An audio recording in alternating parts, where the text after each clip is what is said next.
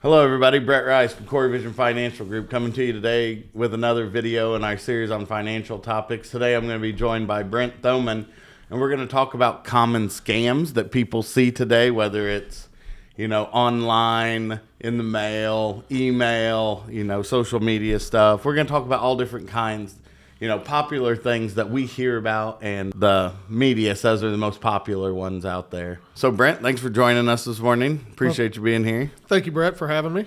Yeah, so real quick, introduce yourself, talk about what you do, what you've done. My name is Brent Thoman. I'm a partner at Core Vision Financial Group. I've been in the business for 25 years. I actually entered the business after graduating from college and entered with my father, and I've enjoyed all 25 years, and things have progressed. Again, we're talking about scams, online scams, things like that. That is something, when I started in 99, that was not anything that was talked about. So society has progressed many, many things with technology. So we're going to talk a little bit about that today. Yeah, and we know this because we use social media and other avenues. There's just so many different ways to make contact with people nowadays. Yeah. Whether it's an email, a social media post, a direct message on social media, phone calls.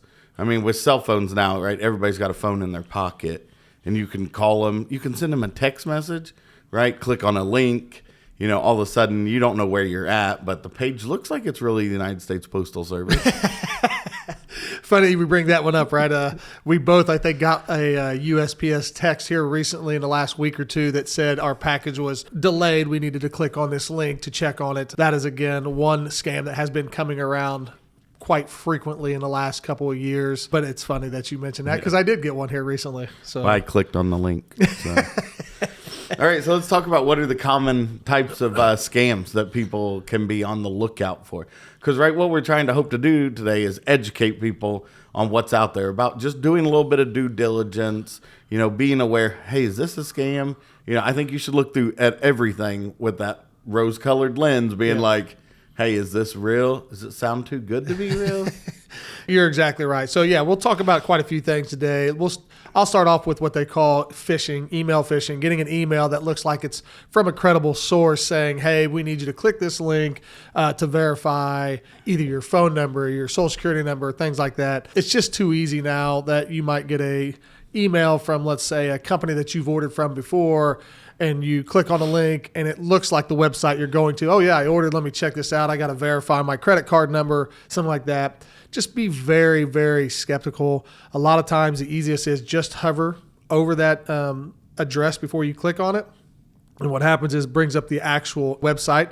So be very careful of just clicking on right away any kind of link in your email. Also talking about fake websites, social engineering. So just meaning that you may get a post from someone that it's been hacked. Their social media has been hacked. Said, hey, I'd want to be friends again. You're like, well, I thought we were already friends. Be very careful that sometimes your friends will send out saying, hey, don't click on this. This is a fake. Just be very careful of being, I would say, over exuberant to get ready to do that. Like, oh yeah, this is my friend. I got to do this again. Just again, take your time. Make sure that any text that you get is from a reliable source. Don't be so quick to click on that. That's really the biggest thing we're seeing when it comes to social media, to email, to text, things like that. So yeah, again, a lot of opportunities out there. My personal email, I bet I get 40 emails a day that are potentially phishing, or trying to steal my identity, all that stuff. And you look at it and you're like, something just doesn't seem right about that. Misspelling. Some of the word is capital. Some of the word is lowercase. There's some type of punctuation in there. You just look at it and you're like, it's really close, but it's not exact. And you're right about hover over it and see what that real web address is that's going to come up there. Anything that you're unsure about, just don't click on it. Yeah. No, you're exactly right. It is funny that you say about the punctuation. Sometimes we just kind of skim over things and it looks like there's no issues, but read through that. Like you said, it could be all capital letters or lower letters or misspelled words. If you see that, it's a pretty high probability that it's a scam. So be very careful and very cognizant of that when you're reading your email. Oh yeah, this looks good. But if you actually take the time, all of a sudden you see 7 misspelled words, I'm going to guess that's not going to happen from someone sending it to you. So be very careful when you're doing that. Right. And they may not, be trying to get your bank routing information, they may be looking for your date of birth. Yes. They may be looking for the last four of a social. They're just trying to gather pieces, and over time, they feel like they're going to get enough of your information that they're going to be able to use it to do something. Exactly. And the next thing would be phone calls, right? I mean, Social Security, Medicare, you're getting calls saying, "Hey, we need you're gonna get an email saying we're stopping your benefits until you call this number to verify certain things." So again, be very, very careful. What I would do is if you get the email that says that and it's got a phone number, don't call that phone number. Go online, Google Social Security, look for that phone number, call that phone number and verify. Most likely they're going to tell you, no, there's no issues. We're not stopping. A lot of these text or emails are something you got to do urgent. They're going to stop. You're going to lose benefit. A lot of that stuff is to scare tactics for you to do it right away. So be very, very careful. Social Security and Medicare doesn't move very quickly anyways. So always go check the number of anything that you see that says you call this number quickly. I know with my credit card as an example that I'll get an email or a text, because I have a lot of things come to that, saying we need you to click on this to verify your last four of your Social Security or your last four of your credit card number. I right away go to the back of my credit card, get that number, call them to verify, and they'll tell me, yes, we do need this, or no, we did not. So be very careful of that. So phone calls, pressuring you to give your information over the phone, being your Social Security, your date of birth, be very careful that check the phone number somewhere other than the email or text that you got. That's what I would say is the biggest thing. Just be diligent. Don't be ready to just do it right away. Too many times they're trying to put pressure on you to do it right away. Yeah, and with Social Security, Medicaid, Medicare, all of that stuff, they're going to send you something in the mail and ask you to call them. They're not going to call you out of the blue and be like, hey, your benefit is about to stop if you don't give us the last, your Social Security number. Exactly. You're exactly right. I mean, you're hitting on a key point. You call them, be like, hey, I just want to verify. And if somebody tells you, no, you can't do that, that's because they don't want you to call Social Security and verify that. You're exactly right. Yeah. So what other kind of scams we got going on out there? So I would say some of the ones you also, again, getting an email, lottery and prize scams. Hey, I need you to click on this, or we need you to send $50 to unlock $10,000. The biggest thing I'm going to say right now is if it seems too good to be true, it probably is. Very seldom are you going to get $10,000 for giving them $50 or to verify this. Just, again, be on the lookout for text messages, emails, phone calls that you've won something that you have no clue why you would have won, but it just sounds, okay, all you got to give is this, and then I'm going to get this money, or send this money here and we'll release your winnings. Again, sounds too good to be true, most likely is too good to be true. So just be very, very careful of doing anything like that. If you're concerned, watch on Netflix the Tindler Swindler, and that's what that guy did, right? He'd be like, "Hey, my bank account's frozen. I can't get because I'm in a different country. Can you loan me $200,000 while I wait for this $1 million to get freed up?" Yeah, it's just a scam, right? You got to find a new person to keep funding your money because the old person now has got the police looking for so they got to keep moving on and to the new person. So I think some of that stuff just doesn't feel right. Yeah. And that kind of leads into the next thing, right? The romance scams. Yeah. So romance scams are something newer where you're going through social media, it's online, talking to someone, not for days, not for weeks, for months, and getting a personal connection. And then all of a sudden saying, hey, will you buy my plane ticket to come down and see you? Or, hey, I got to get this car. If I can get this car, then I can come down and we'll be together. Again, I know it's tough. It's more of an emotional thing that you've made a connection over months period of time. But this is what they're doing, right? I mean, they're trying to get a connection with you to make you feel comfortable enough to send something, send money, send whatever it is. And they may even say, I'm on a boat and out of touch. I can't communicate with anyone, but I need you to send me $10,000. Yes, exactly. I mean, once you get an emotional connection, these scammers know what to say and what to do to get you to feel good about doing this. Just be very, very careful if talk turns that way. Not that you can't find someone, right? Right. But when the talk turns to I need this and I need that money-wise, be very skeptical. Again, just be very diligent in what you're doing, because if they get it once, they're going for it again. Yep. And if they get the information, then they're just going to use it. So, again, that is something that's happened more recently in the last, let's say, 10 years, maybe, maybe a little bit With the longer. rise of social media. Social and media has been the ability to connect with people in so many different ways. Yeah. You know, like Facebook groups is a pretty common way that those happen. Yeah. You find a common interest or, a common connection, and then you build that relationship based upon that. And then the next thing you know, you've been, like you said, you've been talking to this person for 3 months. Yeah. You feel like you know them. And all of a sudden, out of the blue, they're like, hey, I got this situation I got to get fixed. I need $10,000. Yeah. Right? And then that's $20,000. The next thing you know, you've given them $50,000 and you've never met them. Yeah, I think they call that catfishing, right? I think that's what they call that when it comes to the romance part. So, again, just be very diligent in any type of emotional connection or emails or text or anything like that. The other one, I mean, this is not on the romance side, but home improvement schemes, right? You have a major storm go through, whether it's hurricanes, whether it's tornadoes, and you have people coming in, well, we'll fix the roof in 3 days and we only need $2,000, knowing that to do a roof is $8,000 or $10,000 or $12,000. Again, if it sounds too good to be true, I want to say this 100 times. If it sounds too good to be true, it probably is.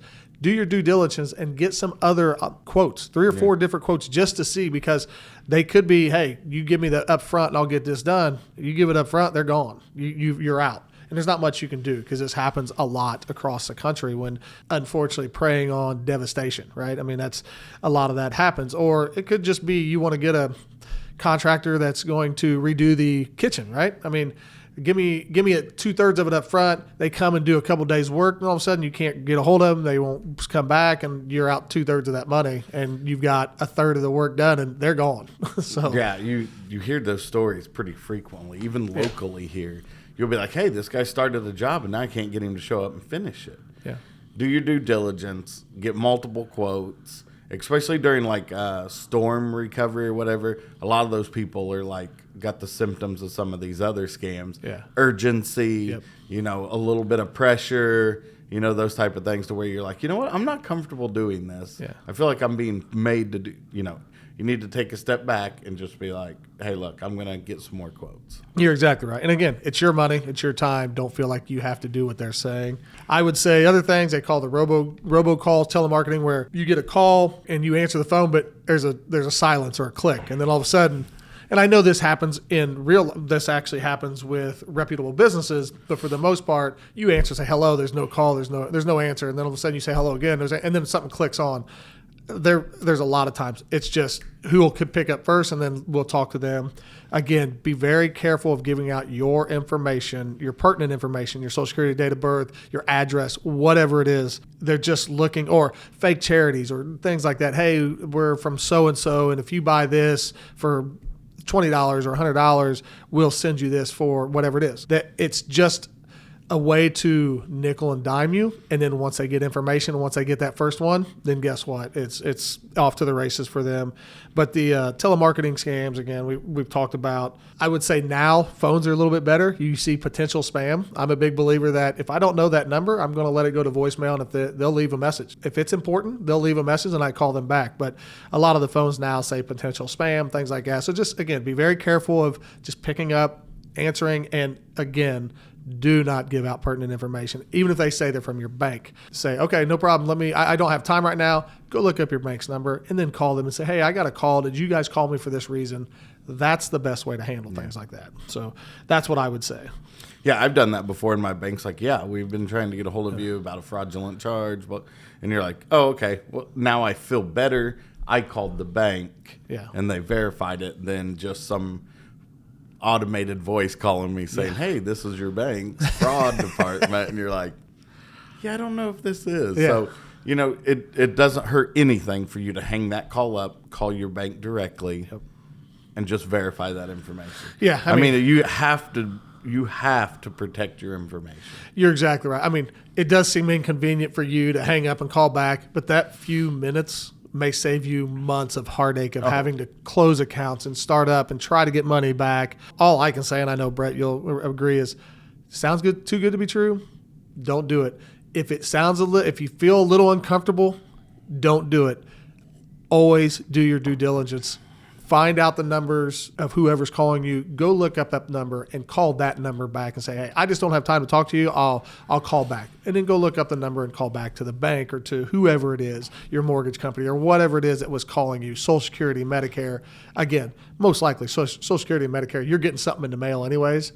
Again, they're not usually real quick. So for them to call you and say you're going to lose all your benefits tomorrow if you don't verify this information, don't. Call back. You ever seen the U.S. government do anything over here? Not ever been very quick. We'll say that. So, again, our biggest thing is just be aware that there are things out, people and whatever, trying to scam you as easily as possible. Just take some time and do due diligence. And talk to your friends and family. Yes, exactly. I mean, I guarantee you could probably go call 5 friends and 2 of them said, yeah, I got an email that wasn't it, or I got a text from this. Don't. So just, again, be very aware. And if you're with older parents that, again, they seem to target them, because they can find databases of age and things like that.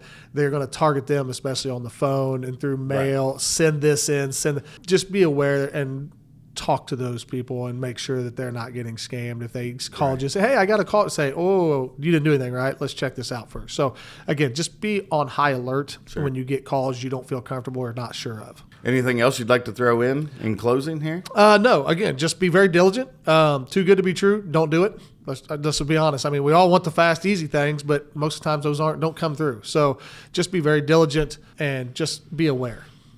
Yeah, I agree. That's good information. Again, everybody, Brent Thoman, Brett Rice, Core Vision Financial Group. Please go to our YouTube page and subscribe so you can get notified when we post new videos. We've been posting new content, a couple times a month now here in 2024. So just to be aware of when we post a new video, go there and subscribe. We appreciate your time. Thank you very much for watching the videos. Thank you very much for having me, Brett. Yep, thanks for being here.